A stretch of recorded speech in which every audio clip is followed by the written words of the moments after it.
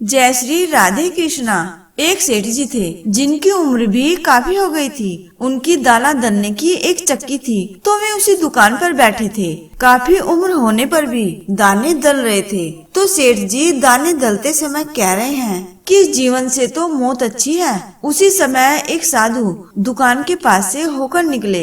उन्होंने सेठ जी के ये शब्द सुने, सोचा कितना दुखी है यह व्यक्ति, इसकी सहायता करनी चाहिए। उसके पास जाकर बोले, सेठ बहुत दुखी लगता है तू, मेरे पास एक विद्या है, यदि तू चाहे तो तुझे स्वर्ग ले जा सकता हूँ। चलता है तो चल, यहाँ के दुखों से छुटकारा मिल जाएगा। सेठ ने साधु की ओर देखा और बोला, बहुत दयावान हो तुम, परंतु मैं जा कैसे सकता हूँ? इतनी उम्र हो चुकी है, अभी तक कोई संतान नहीं हुई। संतान हो जाए तो चलूंगा अवश्य। साधु ने कहा, बहुत अच्छा, और चला गया। कुछ वर्षों बाद सेठ के 2 बेटे पैदा हो गए। साधु ने वापस आकर कहा, चलो सेठ, अब तो तुम्हारी संतान हो गई। सेठ ने कहा, हाँ हो तो गई, परंतु अभी तक वह किसी योग्य तो नहीं। लड़के तनिक बड़े हो जाए तब तुम आना, मैं अवश्य चलूंगा।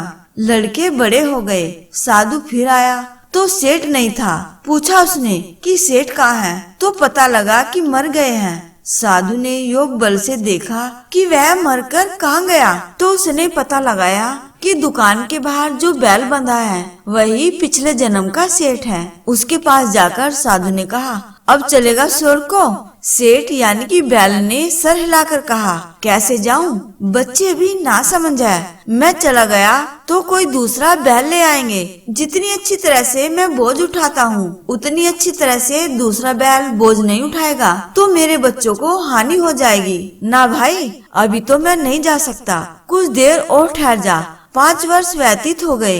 साधु फिर वापस आया, देखा दुकान के सामने अब बैल नहीं है। दुकान के मालिकों ने एक ट्रक खरीद लिया है।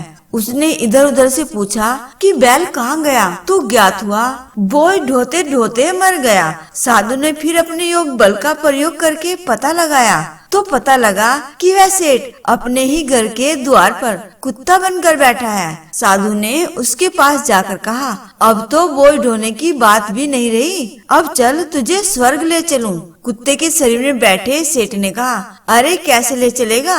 देखता नहीं कि मेरी बहू ने कितने आभूषण पहन रखे हैं? मेरे लड़के घर में नहीं है, यदि कोई चोर आ गया तो बहू को बचाएगा कौन? नहीं बाबा, तुम जाओ, अभी मैं नहीं जा सकता। साधु चला गया। 1 वर्ष बाद उसने वापस आकर देखा कि कुत्ता भी मर गया है। उस साधु ने अपने योग बल द्वारा पुनः उस सेठ को खोजा, तो ज्ञात हुआ कि वह अपने घर के पास बहने वाली गंदी नाली में कीड़ा बनकर बैठा है। साधु ने उसके पास जाकर कहा, देखो सेठ, क्या इससे बड़ी दुर्गति भी कभी होगी?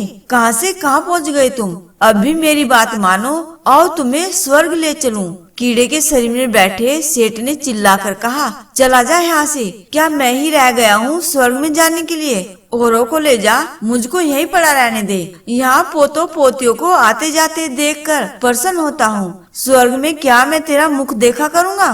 तो यह है मोह के चक्र में फंसे रहने का परिणाम। यह मोह का चक्र आत्मा को नीचे ही नीचे धकेलता चला जाता है। इस प्रकार के कर्म मत करो। कर्म तो करो अवश्य, परंतु मोह और ममता से परे हटकर। हम आशा करते हैं कि आपको यह वीडियो पसंद आई है तो वीडियो को लाइक करें, शेयर करें और चैनल को सब्सक्राइब करके बेल आइकन पर क्लिक कर दीजिएगा और कमेंट बॉक्स में लिखना न भूलें। जय श्री राधे कृष्णा।